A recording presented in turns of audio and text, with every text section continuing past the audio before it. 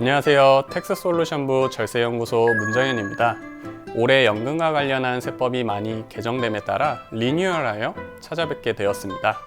그럼 첫 번째로 오늘은 세법상 연금소득이 무엇인지 이해하는 시간을 갖고자 합니다.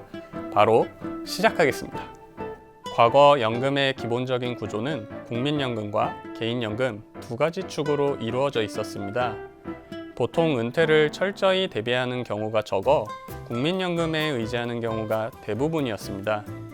하지만 빠른 은퇴로 인한 잦은 퇴직의 반복, 급격한 노령화와 저출산이라는 시대적 흐름의 변화로 인해 이러한 연금 구조로는 노후를 준비하기에 충분치 않다고 판단되었습니다. 그로 인해 정부는 퇴직연금이라는 제도를 도입하여 우리에게 익숙한 총 3층 연금 구조가 구축되었습니다. 보통 국민연금을 공적연금, 개인연금과 퇴직연금을 세법상 사적연금으로 분류합니다. 자, 그럼 세법상 공적연금이 무엇일까요? 공적연금은 가입자의 선택이 아닌 필수로 연금을 가입하여 불입하는 것입니다. 따라서 국민연금, 공무원연금, 사학연금, 군인연금 등이 이에 해당합니다. 이러한 공적연금을 수령할 때 당연히 소득세가 과세되는 것이며 다만 기초연금법에 따라 수급하는 기초연금과 유족연금 및 장애연금 등 일부 비과세되는 항목도 있습니다. 이러한 공적연금은 왜 과세하는 것일까요? 우리가 급여를 받을 때 차감 항목을 보면 세전임금에서 자동으로 공제된 금액으로 국민연금 보험료라고 표기된 것을 보신 적이 있을 겁니다. 즉, 우리가 받은 총 급여에서 국민연금 보험료를 자동으로 징수해 가는 것이고 연말정산을 할 때 연금보험료 공제로 해당 금액을 근로소득에서 차감해 줍니다. 즉, 보험료 납입액에 대해서 소득공제를 받는 것입니다. 국가 입장에서는 보험료 낸 것에 대해 세금을 부과하지 않도록 혜택을 준 것이고 향후 국민연금을 지급받는 시점에 과세를 하는 것입니다. 그런데 공적연금으로 받는 금액 전부가 과세되는 경우도 있고 아닌 경우도 있습니다.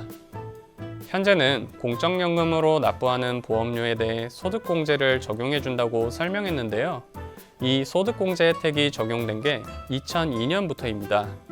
즉, 그 이전에 납입했던 공적연금 보험료는 소득공제 혜택이 없었고 따로 소득에서 차감해 주지 않았다 보니 나중에 수령 시점에 과세할 수 없는 것이죠.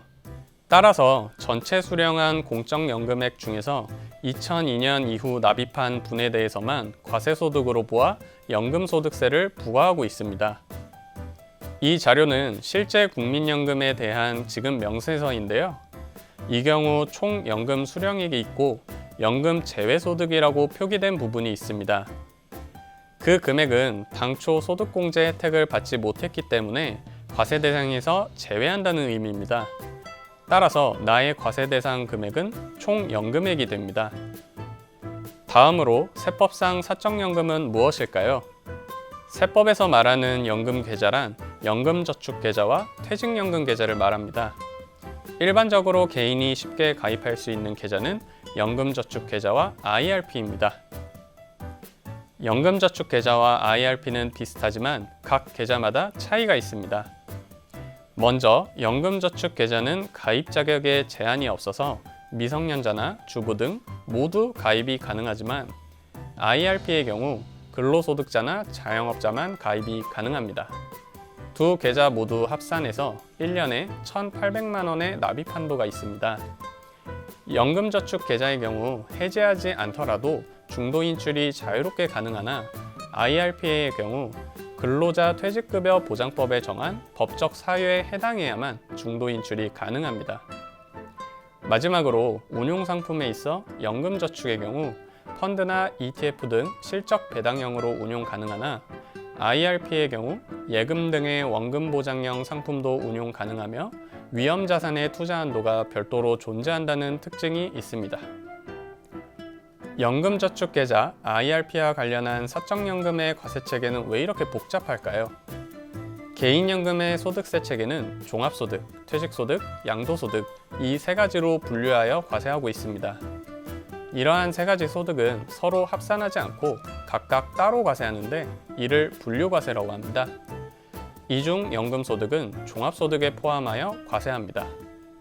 개인이 불입한 납입금과 연금계좌 운용수익은 종합소득과 관련이 있고, 퇴직금은 퇴직소득과 연관이 있는데, 사적연금은 이 두 가지가 섞이게 되면서 세금이 상당히 복잡해집니다. 하지만 앞으로 지키세 4편 연금과 세금 리뉴얼을 통해 연금 세제를 이해할 수 있도록 도와드리겠습니다.